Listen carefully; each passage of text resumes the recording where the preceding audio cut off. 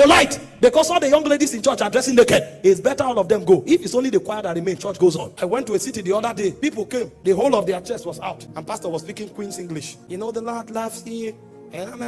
When I came up, I knew he was singing. I didn't come for honorarium. When you finish singing, give me the microphone. When I stood up and I began to roar, they were weeping and falling. I left a curse in the atmosphere. If you don't change, you die. I went for another meeting in Port Harcourt, and when I finished preaching, the assistant pastor died after 7 days because he had disflowered more than 24 young ladies. And you are managing it so that church can go on. No, that's not a church. You will come with the burdens of the Lord. The burdens. And when you talk from those bodies. It's better your ministry is for 3 years, but you left a witness for a generation than to preach for 50 years and raise criminals and brood of vipers. Age doesn't count in eternity. Time does not hold sway there. It is witness that holds sway. And until apostolic missionaries rise that have no regard nor recourse for advantages in the flesh, the kingdom can't move forward. Today you go to certain places, all the senior ministers, they are naked, and they say it's intelligence, it's civilization, they are learned. Wait until apostolic missionaries come. They can preach the first message and you will drive them away, but that message will remain there as a pillar. It will be a witness and a judgment against the church. Until they repent, they will die. Hallelujah.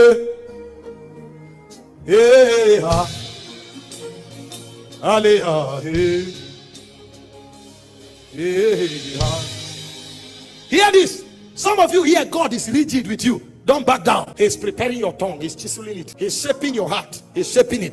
Because a day will come, will become the message. And so he will insist. Some of you, he will banish you from certain places. Some of you, he will cut you off from men. He will disconnect you from relationship. Don't cry. I remember those days in the city of Warri in 2012. The Lord told me, remove your battery from your phone. My battery was out of my phone for 3 months. I felt lonely.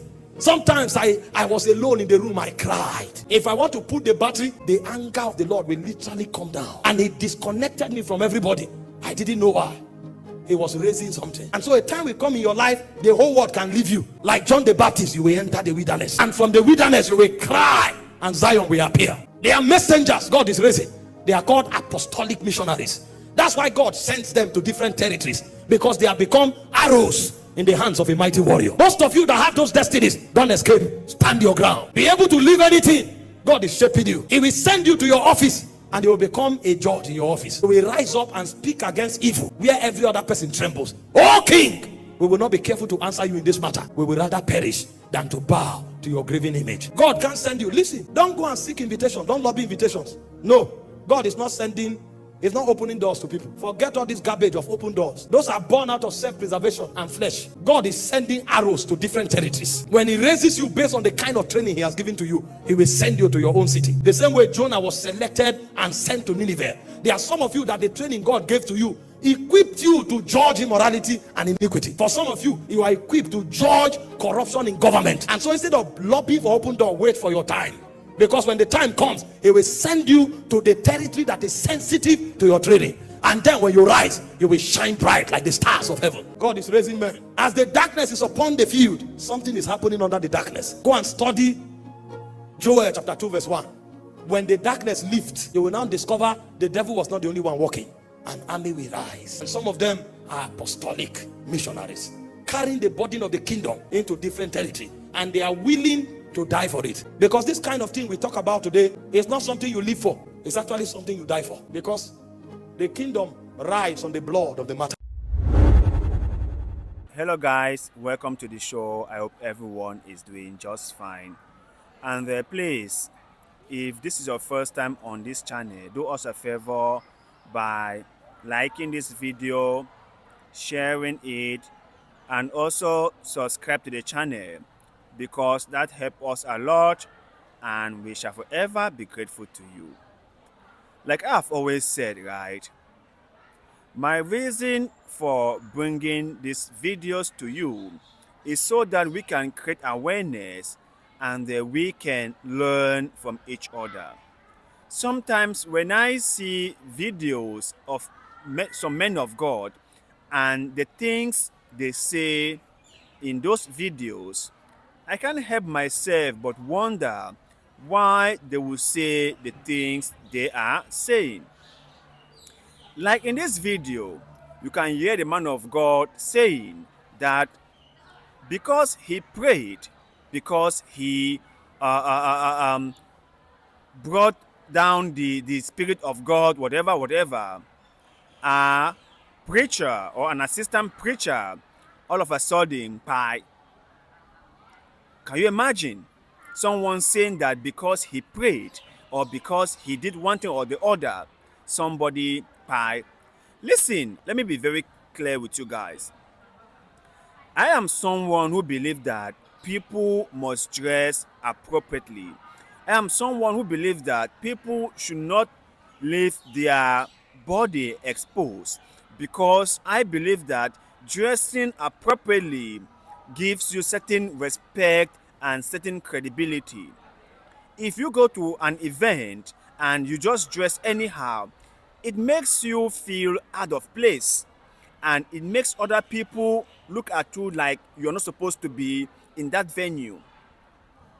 Now, you don't need to broke the bank because you want to dress luxuriously or fancily. No, no, no. You can dress simple but decent. You can have a simple and a more ordinary dress, but it should look presentable. That is what I have always stood for. But this whole thing of men of God saying that because they are servants of the Lord, or because they worship God, or because they think God is the Alpha and the Omega, they can somehow manipulate God to do their evil biddings is such a lie. Is such a lie.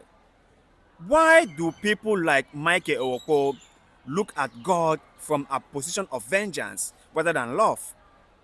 God is peaceful. God is loving. God is graceful. God stands for unity. Why can't some men of God look at it from this direction rather than looking at it from the point of vengeance, from the point of killing, from the point of destruction? Why? This is really sad. And they go on the pulpit and share outrageous stories, stories that are beyond the thinkable. Now, that assistant preacher might have died due to medical reasons.